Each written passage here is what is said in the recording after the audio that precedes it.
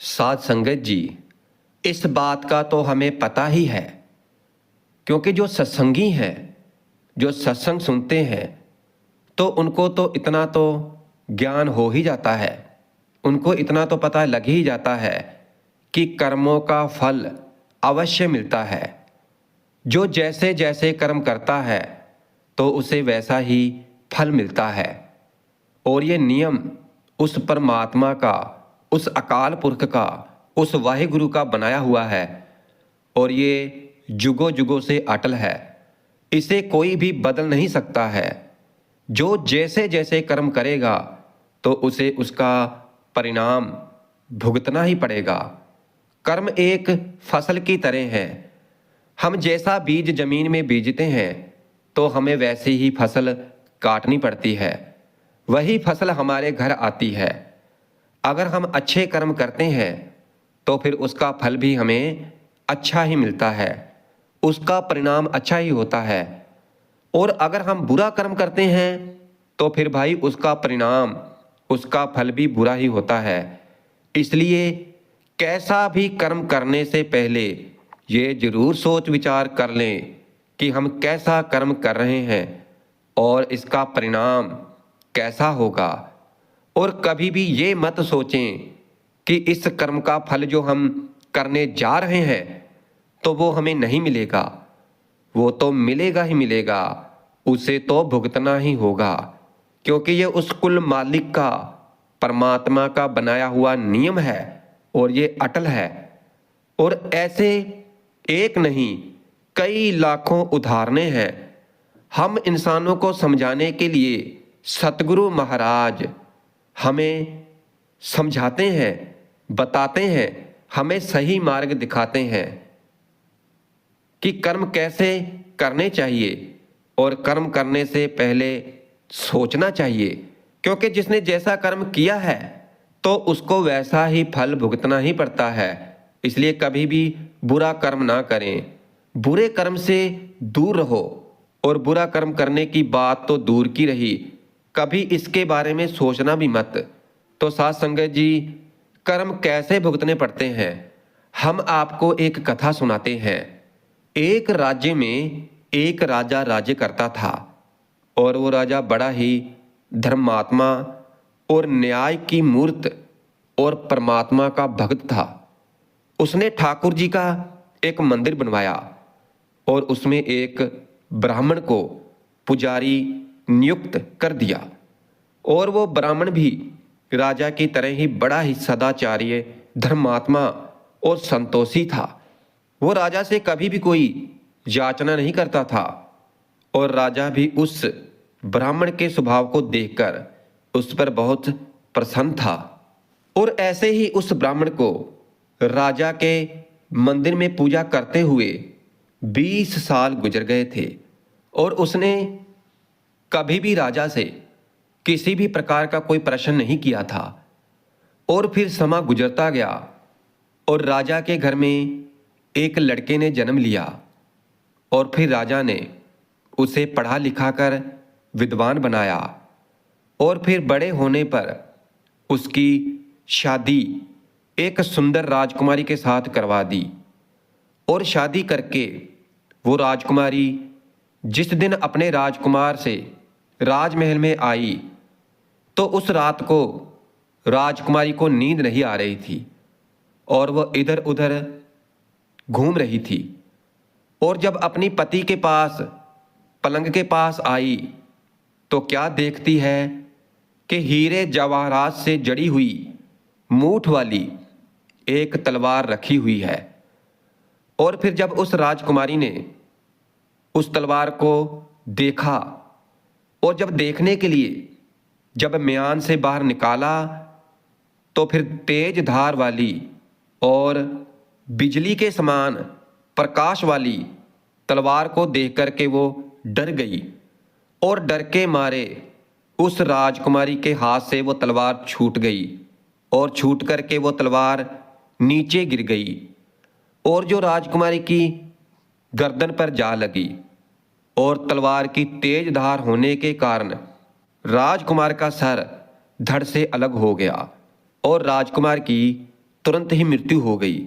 और फिर राजकुमारी अपने पति के मरने का शोक करने लगी, दुख करने लगी, और उसने परमात्मा से यह प्रार्थना की कि हे प्रभु, हे परमात्मा, मुझसे अचानक ये पाप कैसे हो गया? मेरे पति की मृत्यु मेरे ही हाथों से हो गई, और आप तो जानते ही हो, मगर राजा के सामने मैं सत्य नहीं कह सकती, क्योंकि इससे मेरे माता पिता और सास ससुर को कलंक लगेगा, और इस बात पर कोई विश्वास भी नहीं करेगा। और फिर प्रातःकाल जब पुजारी कुएं पर स्नान करने को आया, तो फिर राजकुमारी ने उसे देख करके विलाप करना शुरू कर दिया, और इस तरह से कहने लगी कि मेरे पति को कोई मार गया है।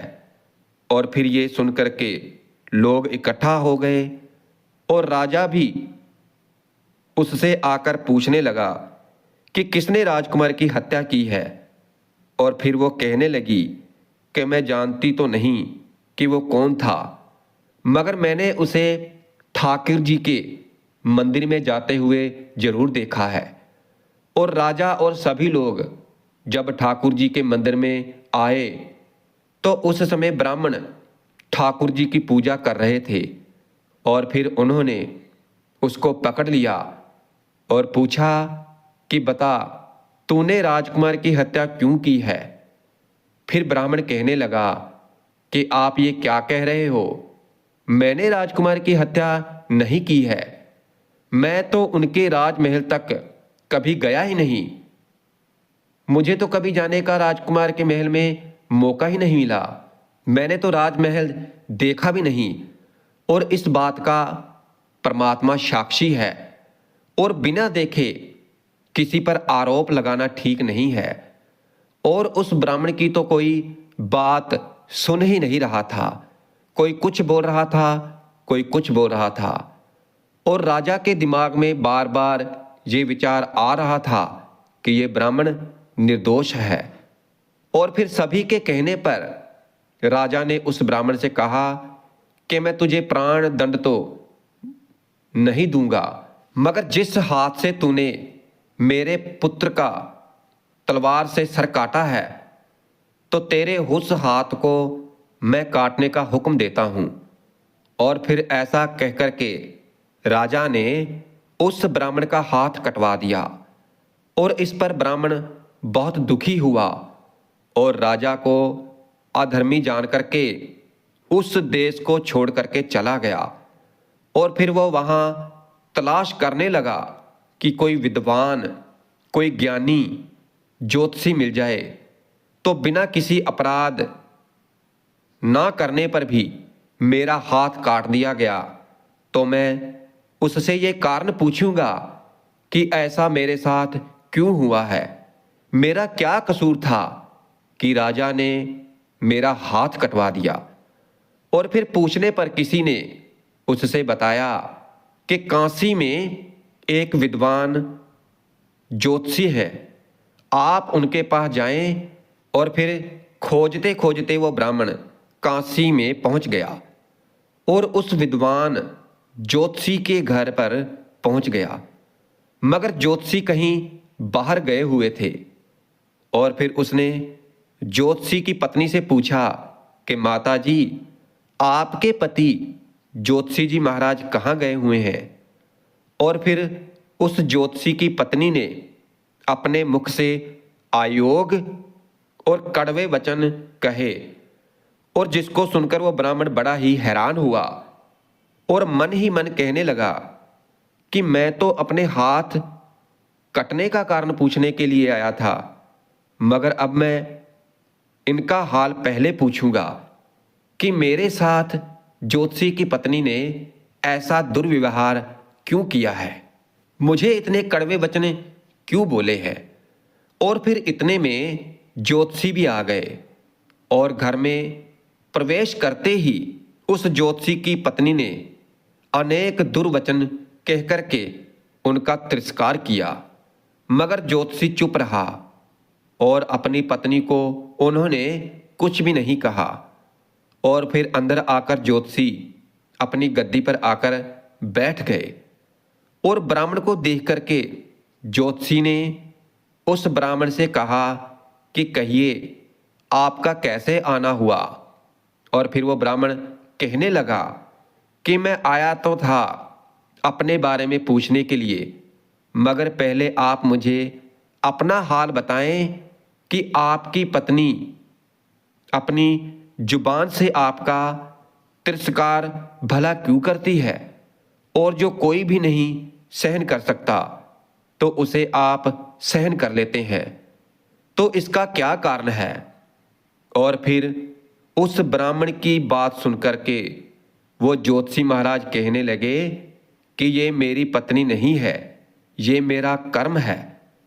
इस दुनिया में जिसको भी देख लो, अर्थात भाई, पुत्र, शिष्य, पिता, गुरु, रिश्तेदार, जो कुछ भी है तो सब अपना ही कर्म है। और ये स्त्री नहीं, मेरा किया हुआ कर्म है जो मेरे आगे आया है, और ये बिना भोगे कटेगा भी नहीं, क्योंकि अपने किए हुए कर्म, जो कुछ भी शुभ या अशुभ कर्म होते हैं तो उनको भोगना ही पड़ता है। इसलिए मैं अपना ये कर्म खुशी खुशी भोग रहा हूँ और अपनी स्त्री के इस तरह के व्यवहार को हंसी खुशी बर्दाश्त कर रहा हूँ, ताकि आगे जाकर इस कर्म का फल ना भोगना पड़े। और फिर वो ब्राह्मण बोला कि महाराज, तो आपने ऐसा क्या कर्म किया था कि जिसकी वजह से आपको ये सहन करना पड़ रहा है। तो फिर ज्योतिषी महाराज कहने लगे कि पूर्व जन्म में मैं कौवा था और मेरी ये स्त्री गधी थी, और इसकी पीठ पर एक फोड़ा था, और उस फोड़े की वजह से ये बहुत दुखी थी और बहुत कमज़ोर भी हो गई थी। और मेरा स्वभाव बड़ा ही दुष्ट था, क्योंकि मैं इसके फोड़े में चोंच मार मार के इसे और भी ज़्यादा दुखी करता था। और जब दर्द के कारण ये कुर्राती थी तो मैं ये देख करके बहुत खुश होता था, और मेरे डर के कारण ये बाहर भी नहीं निकलती थी, मगर मैं इसको ढूंढता फिरता था, और ये यहाँ पर भी मुझे मिल जाती थी तो मैं वहाँ पर ही इसे दुखी करता था। और इस तरह ये मेरे से दुखी होकर गांव से 10-12 कोस दूर जंगल में चली गई, और वहाँ पर गंगा जी के किनारे वन में हरा हरा घास खाकर और मेरे से बचकर सुखी से रहने लगी। मगर मैं इसके बिना नहीं रह सकता था, और इसको ढूंढते ढूंढते मैं भी उसी वन में जा पहुंचा, और मैं उसे वहां पर देखते ही इसकी पीठ पर जोर जोर से चोंच मारने लगा, और फिर अचानक ही मेरी चोंच इसकी हड्डी में चुभ गई। इसने बड़ा प्रयास किया, मगर फिर भी मेरी चोंच ना छूटी, और मैंने भी चोंच को निकालने का बड़ा प्रयास किया, मगर वो ना निकली। और पानी के भय से ही ये दुष्ट मुझे छोड़ेगा, तो ऐसा सोच करके ये गंगा में कूद गई, मगर वहाँ भी मैं चोंच नहीं निकाल पाया। और फिर आखिर में ये पानी के बड़े प्रभाव में बह गई। गंगा जी का प्रभाव अति अधिक तेज होने के कारण हम दोनों ही उसमें बह गए, और हम दोनों की ही मृत्यु हो गई। और गंगा जी के प्रभाव से ये मेरी स्त्री बनी और मैं ज्योतिषी बना, और ये वही मेरी स्त्री है। और ये पूरा जीवन अपने मुख से गाली दे दे करके मुझे दुखी करती रहेगी, और मैं भी अपने पूर्व कर्मों का फल समझकर ये सहन करता रहूँगा, और मैं इसका दोष नहीं मानूंगा, क्योंकि ये सब मेरे ही किए हुए कर्मों का फल है जो मुझे भुगतना पड़ रहा है। अब तुम बताओ कि क्यों आए हो, आने का क्या कारण है।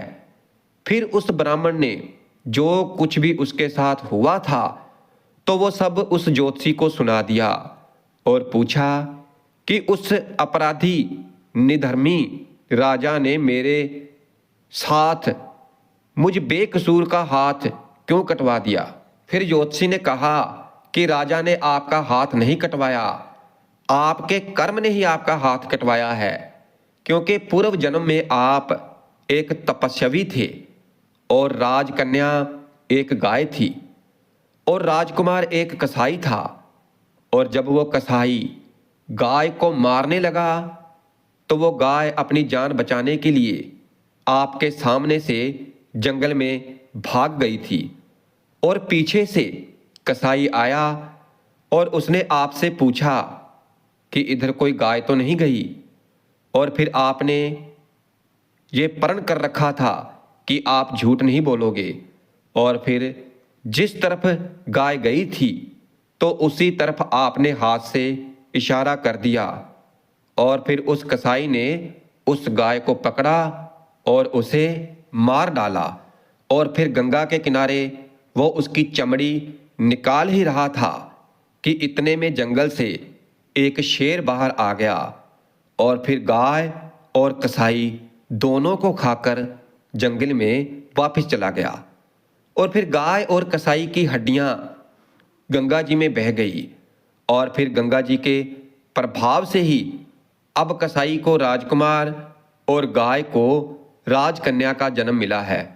और उस जन्म में किए हुए उस कर्म ने एक रात्रि के लिए उन दोनों को इकट्ठा किया, क्योंकि कसाई ने गाय को हंसी से मारा था। इसी कारण से राजकुमारी के हाथों से अचानक तलवार गिरने से राजकुमार का सिर कट गया और उसकी मृत्यु हो गई। और इस तरह से कर्म अपना फल देकर निर्वर्त हो गया। और तुमने जो हाथ का इशारा करने का कर्म किया था तो उस पाप कर्म ने ही तुम्हारा हाथ कटवाया है और इसमें तुम्हारा ही दोष था, किसी और का नहीं। और इसे अपना कर्म समझकर अपना जीवन खुशी खुशी व्यतीत करो, क्योंकि कर्म तो भुगतना ही पड़ता है। इसलिए साथ संगत जी, अगर हम समझ जाएं कि बुरे काम का बुरा नतीजा है तो फिर हम कभी भी दुखी नहीं होंगे। इसलिए हमें हमेशा अच्छे कर्म करने चाहिए ताकि हम आगे जाकर दुखी ना हो, हमें दुख ना सहन करने पड़े।